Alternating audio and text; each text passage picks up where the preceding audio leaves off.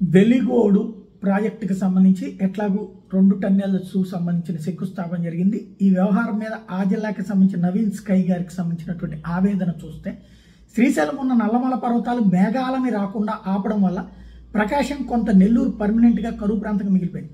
అసలు ఆంధ్రాలో అందరికంటే ముందు ఆహార వలస తిండి లేక కరువుకి చిక్కి గురైంది ప్రకాశం జిల్లా. అక్కడ అనేక ఊళ్ళల్లో మనకి ముసలివాళ్ళు తప్ప యంగ్ అసలు కనబడరు. శ్రీశైలం నుండి వాటర్ తీసుకునేదానికి కొండలడ్డు.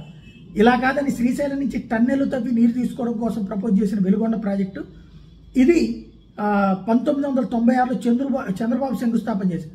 ఒక్క తట్ట మట్టి కూడా తీయలేదు. 2005లో వైఎస్ మళ్ళీ శంకుస్థాపన చేశారు. ఇప్పటికీ టన్నెల్స్ అయ్యాయి, ఇంకా నీళ్లు రాలేదు. 2 టన్నెలు తవ్వడానికి 28 సంవత్సరాలు పడ్డాం. అందులో అత్యంత కరువు ప్రాంతానికి ప్రాథమిక నీళ్లు ఇవ్వడానికి పట్టడం ప్రపంచంలో ఎక్కడా జరుగుండదు. చైనా వాడైతే 2 సంవత్సరాలు గట్టి ఉండేవాడు, మనకి మహా అయితే ఇంకో 5 సంవత్సరాలు పట్టాలి. మరీ 28 సంవత్సరాలు పడ్డం ఏంటి? దీనికి కృష్ణా గుంటూరు జిల్లాల నాయకులు బలమైన లాబింగే కారణం. ఎక్కడికక్కడ నిధులు రాకుండా అడ్డుకోవడం అని కిట్టని వాళ్ళు అంటుంటారు. నిజమో కాదో తెలియదు. అమరావతి రాజధాని అంటే ఇంత వ్యతిరేకత రావడానికి కారణం అదే.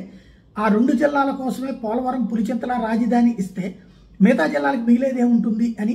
అందుకే వాళ్ళు అన్ని రోజులు ఉద్యమం పేరుతో టెంట్లో కూర్చుంటే ఎవరు పట్టించుకోలేదు, మాకేం సంబంధం అని ఊరుకున్నారు.